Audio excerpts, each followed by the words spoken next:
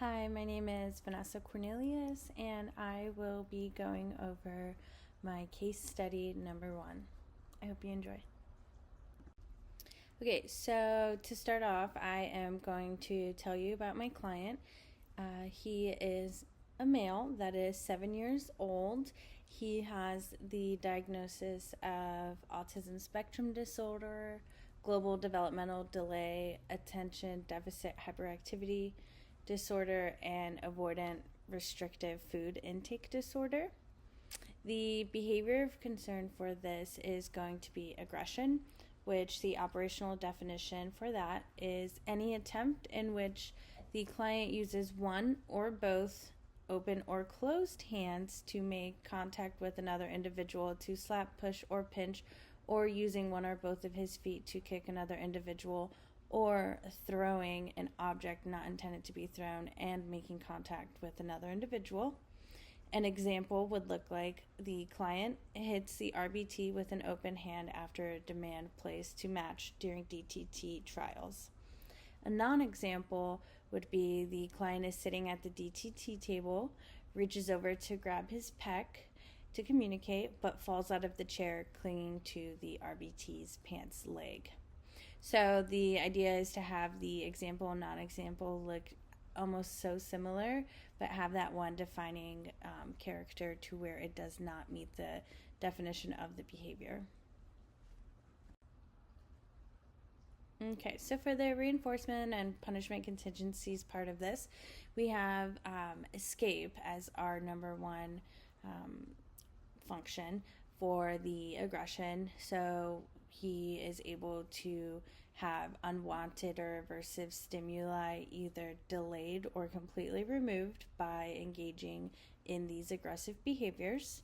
And so the idea that the client is experiencing is if he engages in aggression, he will not have to complete this aversive task right away or maybe even at all. And so it's just going to continue to have an increase in the aggressive behaviors since it is being maintained by escape.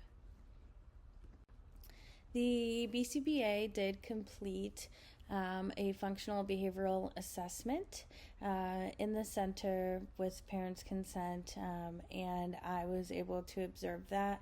And so what we found from the results that the aggression was maintained primarily, or the function of the aggression was primarily escape. You can see it on the little graph here that I have.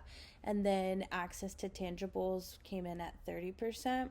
And so since there was such a drastic difference between the two functions, we went ahead and focused on escape due to that likely needing more of a replacement behavior, the immediacy for it to decrease the aggression from happening in the future.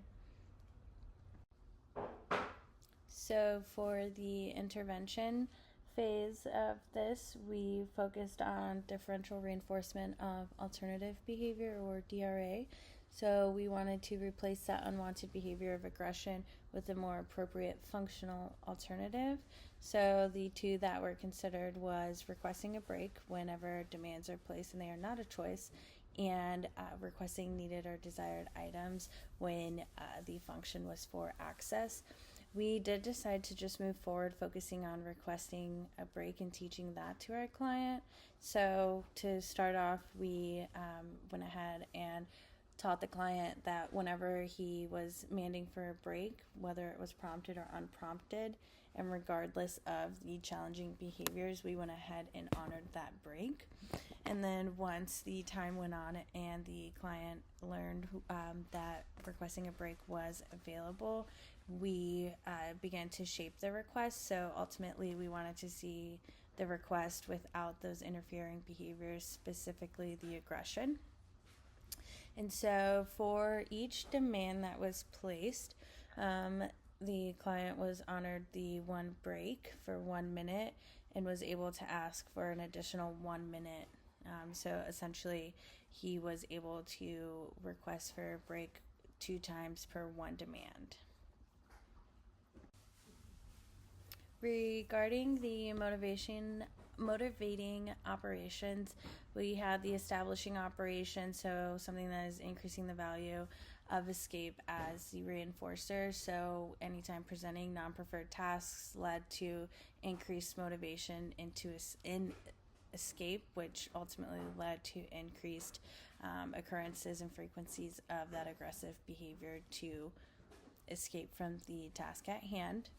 The abolishing operation was there to decrease the value of escape as a reinforcer, so tasks were and should always be modified. So us presenting the breaks to assist with decreasing the motivation of the escape maintained aggressive behaviors. For the schedule of reinforcement, before the intervention, the client was on a fixed interval of 5 minutes with 3 minutes of reinforcement time. At the onset of intervention, we focused on utilizing an FR1, so fixed ratio of 1, when requesting that break. So that way the client knew, like, when you ask for the break, you do get exactly that. During the intervention phase, we did stay with the fixed ratio of 1. And then towards the end of the intervention, we modified the schedule of reinforcement. So we thinned it to a VR2, so variable ratio of 2. So this way we were able to promote generalization. And so speaking of generalization and maintenance, so our client generalized the skill with both his morning RBT, afternoon RBT, as well as novel RBTs that came in and filled in when his main RBTs called out, which was really great to see the progress, being able to fully generalize it across individuals and utilizing the break very functionally instead of engaging in the unwanted behaviors. The BCBA used behavior skills training with both of his parents in center to be able to implement that in the home setting, and the parents took paper data, brought that back in to review with the BCBA, and modified things as needed, but he did begin requesting for a break whenever aversive tasks were presented in that home setting. For the response maintenance, when the skill was taught and mastered, the client would only receive the once the skill was taught and then mastered, the client was only able to receive that break in the absence of the challenging behaviors, which included aggression, which was the main behavior we wanted to decrease, screaming, dropping, and property destruction. And then, as I mentioned in the previous slide, the reinforcement schedule and duration was ultimately thinned over time. So, reviewing the data with the BCBA, the mandating for break went into maintenance after 1 week of implementation across 2 individuals in one setting for 89% of opportunities over 3 consecutive days. And so, in that week's frame, since there's the 5 days, there were instances where he was unable to meet the criteria of 89%, which is why it ended up taking just a little longer. But ultimately, he did master that skill quite quickly, which was really great to see, and is being able to utilize that break when needed. He did have an extinction burst of physical aggression in the beginning, and then ultimately a substantial decrease was observed. And then currently the aggression still occurs, but at lower frequencies. So the BCBA is planning to assess the other function of the behavior, which was access to tangibles, and then determine the appropriate replacement behavior moving forward. Thank you for listening, and I hope you've enjoyed this presentation.